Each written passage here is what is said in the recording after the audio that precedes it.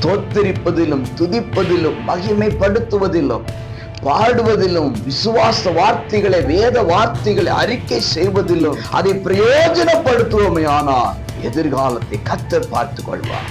எதிர்காலம் அவருடைய கையில் இருக்கிறது. கர்த்தர் நலமானதை உங்களுக்கு செய்வாராக.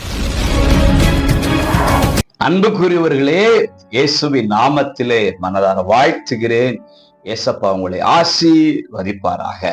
எபேசியர் 5:16 நாட்கள் பொல்லாதவைகளானபடியா காலத்தை பிரயோஜனப்படுத்தி கொள்ளுங்கள். அன்புக்குரியவர்களே, நீங்களும் நானும் வாழ்ந்து கொண்டிருக்கிற காலம் பொல்லாத காலம், அக்கிரமம் நிறைந்த காலம், அன்பு தணிந்த காலம், நீதி நியாயங்களை தேடினாலும் கிடைக்காது, பாசமெல்லாம் வேஷங்களாக இருக்கிறது.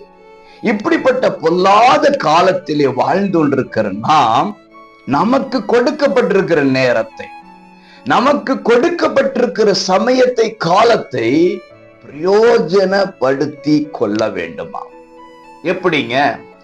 தேவனோடு நடக்கவும், தேவனுடைய வார்த்தைக்கு கீழ்ப்படியவும், தேவனோடு பேசவும், இந்த தருணத்தை, நீங்க கேட்டுக்கொண்டிருக்கிற இந்த நிமிடத்தை நீங்கள் கர்த்தருக்குரியதாக மாற்றிவிட வேண்டும்.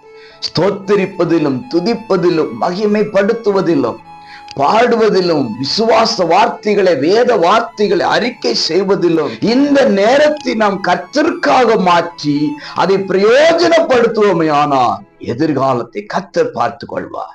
எதிர்காலம் அவருடைய கையில் இருக்கிறது. கர்த்தர் நலமானதை உங்களுக்கு செய்வாராக. இந்த தருணத்தை பிரயோஜனப்படுத்திக் கொள்ளுங்கள். God bless you.